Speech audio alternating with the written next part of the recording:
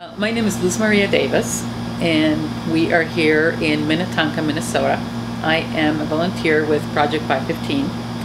And the reason I got involved with Project 515 is that, as you know, as you've been going around the country, to make change happen, you need everyday people fighting for that change. And while ultimately it might be legislators or governors or courts who make the change effective, it's the people who have to fight for rights. And in the case of Project 515, that's what we're all about. It's about equal rights for same-sex couples and their families. I was married for 20 years. My paradigm is marriage. And when you're married, you don't realize the benefits and the responsibilities that come with marriage. You just take them for granted. You fall in love, you marry the person you fall in love with, and the state and the government provides all these benefits and responsibilities. But what if you happen to be somebody who's not heterosexual?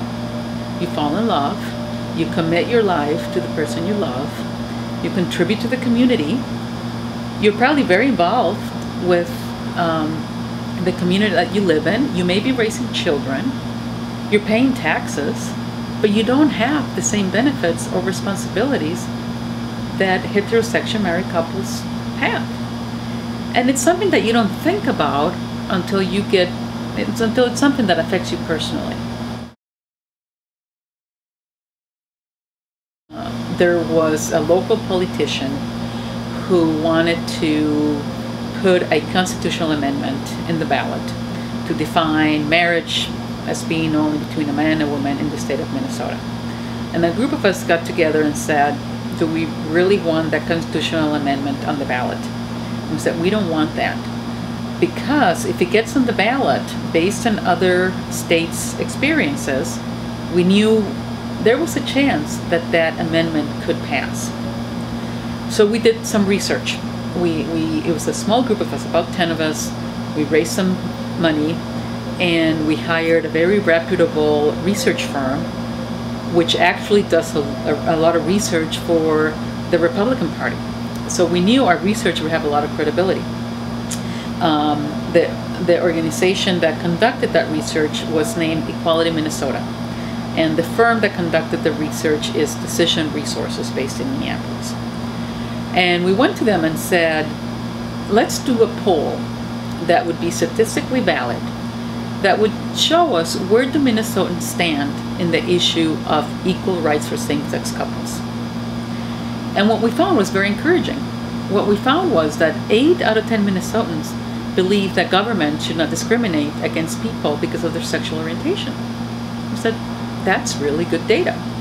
And we also found out that 7 out of 10 people believe that government should provide equal rights to same-sex couples and their families. So basically we said, Minnesotans believe in fairness. Now, when we asked the questions, do Minnesotans believe in gay marriage? The support went down dramatically. So we took a look at that data, brought it to our legislators and said, listen, given all the problems that we have in this state, from transportation, from, some of you may be familiar with the collapse of one of our bridges that killed many of our citizens. So in terms of infrastructure, the economy was beginning to hurt. Education, the war, given all the problems that this country has, do we really want to waste our legislators' time passing a constitutional amendment banning same-sex marriage when we know that most Minnesotans believe in fairness? And luckily, our organization, along with many others, prevailed, and the amendment did not get on the ballot. The other piece of data that we obtained through that research was that we found out when people know a gay person, either through family or neighborhood, workplace, just anywhere, if you know a gay person, you're more likely to support gay rights than if you don't. So you kind of take the mystery away. So we said, let's start raising awareness about this issue. Because if you're a soccer mom or a hockey mom in a suburb, it's not something you think about every day. But if you start talking to these people and say, hey, did you know that our state discriminates based on sexual orientation? And they'll say, what do you mean? And you start talking about the topic and people say, well, that's not fair. Our strategy from the beginning has been, number one, let's raise awareness of the issue. Let's define the problem. What's the problem? Let's quantify the problem before we even talk about a solution. And let's not even talk about gay marriage, because marriage is such a loaded word, and it gets mixed up with religion, and we're not even talking about that. This is about, should the Constitution of this state discriminate against a group of people because of their sexual orientation? That's the bottom line. How many rights and responsibility are there really when you get married? So we contracted with a law professor from William Mitchell Law School, which is a very reputable law school here in the Twin Cities. And he and a group of students, as part of their class project, basically combed through every single Minnesota statute that provided a right or a responsibility to married couples. And we're very clear that we're not just looking for rights. We also know that there's responsibilities that come with the rights. So what are the rights and responsibilities?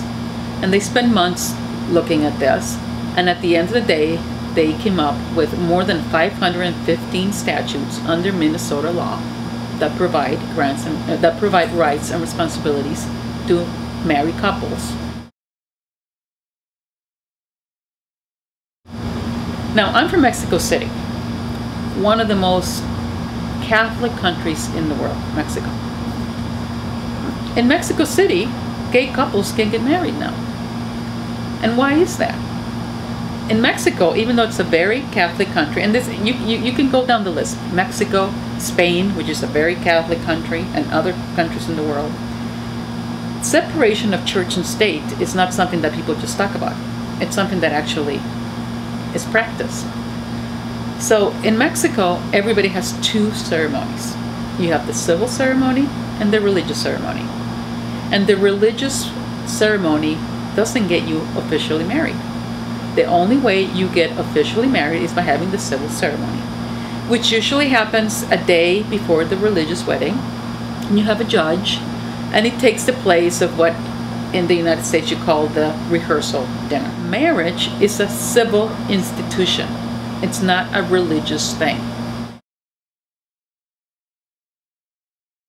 Two gay men, they adopted a little baby 6 months after they had adopted the girl.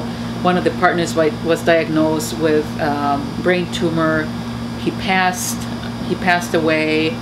And when you read through the litany of humiliation that the surviving partner had to go through in terms of adopting the girl, deciding how to dispose of the spouse's remains even though they had agreed to it, even the basic right of visiting him in the hospital, he had to jump through hoops to just be human and be next to his partner during his last days of life.